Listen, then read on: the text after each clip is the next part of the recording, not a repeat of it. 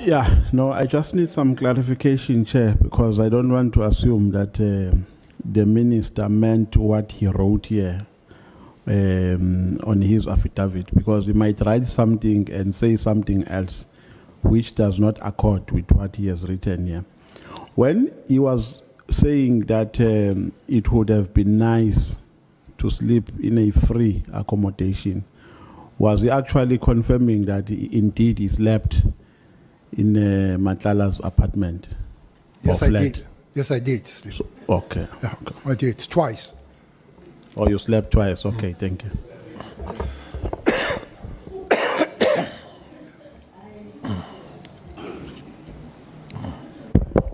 Are you fine? Fine, Chair. Thank you. Let's see. Let's proceed. Can you read again? At the bottom of the WhatsApp, Kele was putting a lot of pressure for the then acting commissioner, Lieutenant General Nhlanhla Konazi, to finalize these appointments. It was during this meeting whereby they all struck a deal that Balushan and Perumal will make all the aforementioned cases to disappear, as well as Kele will be protected from prosecution for the 2010 World Cup tender corruption. Where is Cele this time? Mkhwanazi is acting because Cele is suspended. Where in his references? In his Mkhwanazi is acting because Cele is suspended. Yeah, no. Now, Cele, from suspension, runs from suspension to come and put pressure on the acting national commissioner to work on this thing. No, it appears that they are reviving this issue of the 2010 tender, which you're aware of. I'm aware of You're it. aware of that, Yeah. that tender. But they're reviving that, and this is what you say in your affidavit at at paragraph 76. I understand that this was the text message that was to be used to try and bring charges against me. I do not know why bringing charges against me was part of the project discussed by Minister Nkunu and Brown Mokgotsi with Mr. Matlala. Since I'm no longer involved in government, I suspect, however, that it may relate to my continued involvement in politics in KZN, which is relevant for the upcoming ANC election. I affirm. That's my statement. But isn't the real reason why they, if it is the case that they want to draw you, suck you into this by reviving 2010 stuff, that they wanted you to put pressure on General Khumalo and his ongoing investigations into, amongst others, Matlala, Molefe, Mokgotsi, this whole syndicate? I said, don't go too far. I don't know Mokgotsi, I don't know Molefe. I know Matlala. So if you pull them together, I might get confused because I don't know. But you know, you've met Matlala. And Yeah. yes, and he's telling you that. But I don't know Molefe. Yeah. I've seen him getting the bail now and again. I've read that he has been arrested in London, but he still gets the bail after bail after bail. So, yes, and stories how he gets the bail, that somebody was paid for the bail and the police knew that he was going to pay so long he pays that person. So I don't know. I don't know Mokgotsi either. I only know that he comes from Mahikeng. This thing, it might be an issue, remains a suspicion to me, that is got to do with the processes of the African National Congress conference. But a person who can affirm what is an issue is a person who wants me arrested using this 2012 and sending these things and promising Matlala that I'll be arrested soon.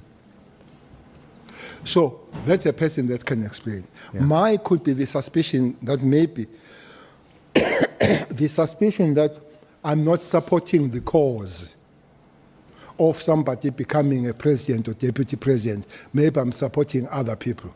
That one is mine. I'm not going to tell you. Maumela owned the property. Mr. Maumela is currently the subject of an investigation by the Hawks and the SIU concerning the extraction of 2.3 billion from Tembisa Hospital. Okay. At the time you say of the visit to the you were unaware that it was actually belonged to Mr. Maumela. I received numerous queries from a journalist, Jeff Wicks, concerning my relationship with Maumela. I can confirm that I do not have any relationship with Maumela. I meet Matlala because now we're engaged on this presidential thing and me and all that, but talk other things. One thing that took me aback in the meeting of Zimbabwe is when I saw his protection guys. And I began to say that looks like there are faces I know here. What nearly made me fall down is when he told me that some of those guys, 23 of them, has recruited them from Special Task Force of the Army. I said to myself, what is this? He has taken 23 of the Special Task Force of the Army to guard him. They're even recruiting some of our best, highly trained officers. Let's see, I'm giving you the story that scared me. Why I'm scared of this story is because I've spoken to Nhlanhla earlier on and gave me the information that we have lost 56 members of the Special Task Force of Police to the taxi industry. 56. Now, I'm told that to train one member of the Special Task Force is 1.1 million to be all-rounder. One. We have lost 56 to the taxi industry. Maybe there where I threaten you of knowing. But I've got two issues here. That I can't have such a production to the private security. That's the first fear. The second fear is that looks like we're increasing the capabilities of the private security versus the state. Because I don't care how many you send, there will be a serious battle between 56 guys in the tax industry with the 20 guys you send of the Special Task Force. So it's something that must be,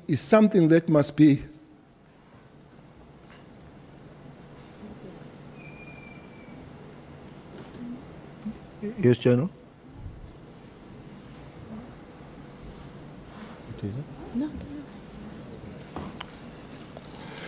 It's something that must be corrected, Chair. Indeed, Masimula and me, we engage the taxi guys in KZN to say, bring back our men. They say, we pay them better. We pay them better. Talk to them.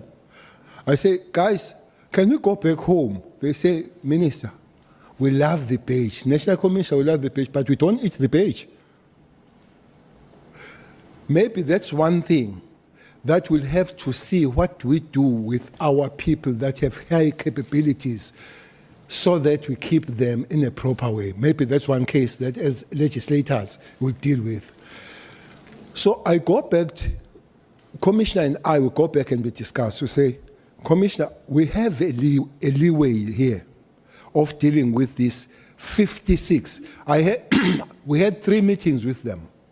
The last meeting was in HR where we were preparing to bring them back. Not all of them that came back, but a big chunk came back. The leeway was that special task guys, both army and police, they have a special allowance. The special allowance is started same level, both of them at 6,000 some years ago. Soldiers have moved to quite a high, I don't know whether to say the figure where they've moved. They've moved there as a special allowance. And the police have stayed there at the bottom.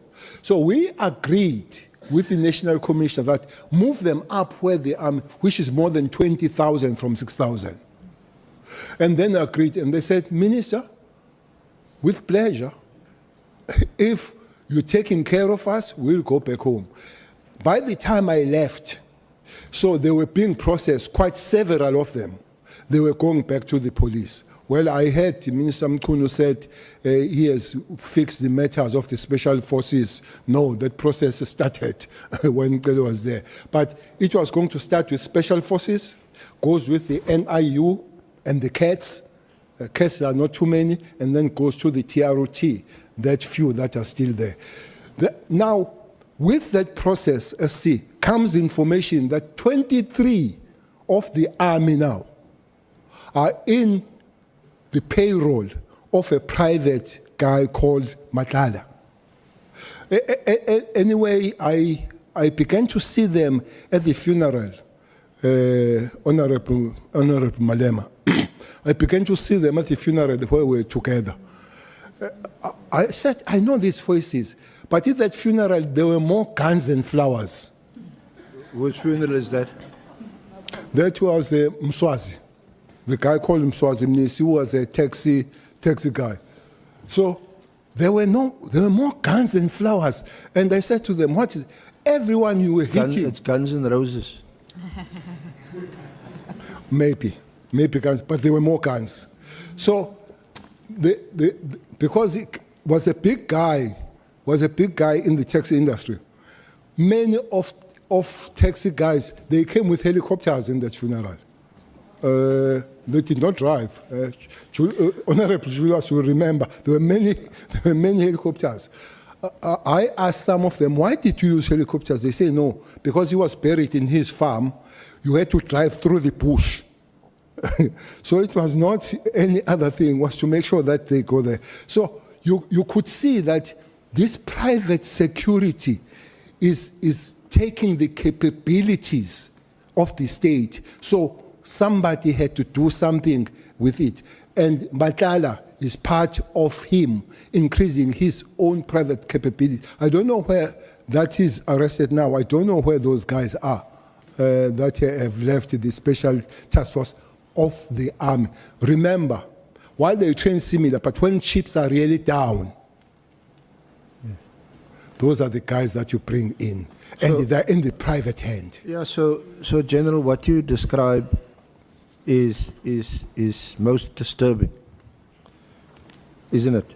It's high level crime, sophisticated, even buying off or inducing some of our top police and army, specially trained officers, to actually employ them on their side. And obviously they're involved in what is clearly a criminal enterprise. Do you agree with that? No, I don't have that evidence that they're involved in what is criminal. For what purpose would they want these people to be surrounded by people that's heavily they call armed? them their protectors, but it's not only them here, SC, that could be blamed. The state also must take some form of responsibility. You can't train those people. I usually call them human machines and don't take care of them. I blame them for going and all that. I don't know what are they taught to do in the private arm, but the state will have to look at them. You train me highly, you keep me highly. A shot that taxpayers spend on training them, it's understandable that they cross the floor and go and work for these syndicates because they get more pay. And that, are you saying that we should, to stop this, we should pay our officers more? Is this one of the ways in which we can stop this criminal activity? Not And why do you, I think you also mentioned that, that you went back to actually negotiate the return of some of these officers back, to integrate them back into the police force. I would I would Wasn't not that agree with you. A huge risk. I would not agree with you that they work for syndicates. Especially the police task force are recruited by the taxi industry. Those are not syndicates. There might be a lot of criminality there, but to call the taxi industry syndicates, having not have that information, will be a problem. There is one thing I know with the taxi industry, is a lot of death and a lot of guns on it. I said I was a provincial MEC for transport. I spend a lot of time dealing with them. So I would sit with you here, SC, have a meeting, and then I say tomorrow we'll come back and finish the meeting, and your chair will be empty. Next day, your chair will be empty because you are gone forever. So that's what happens with that industry. Anybody who understands that industry is a brutal. There is a question they ask there. If you want to buy taxis, do we have a stick to protect the job? That's a gun. So if you are going to be in the taxi industry, you must have a gun too. That's how it goes. So I would not then say taxi industry are syndicates, but I wouldn't say that those recruited by those that are associated with syndicates like Matlala are not abused and used for that. But I would not sit here and say taxi industry guys are syndicates. May we take Honorable Malem? Minister, you'll agree that there is a difference between personal protectors and inkabi. Because when a person is employed to look after you as a high profile or a taxi person, that person does exactly that. And there are people who are hired to kill people. And that is the purpose of hiring inkabi for that purpose. Am I correct? You are correct, Honorable Member. But it does happen that the very same protectors are used sometimes as inkabi and come back to their job. But there is a pool of people that are there just calling their price. There is that group of people. So that's why, and there are people that genuinely protect their principals. They call them their principals, even in taxi industry and all that. And I would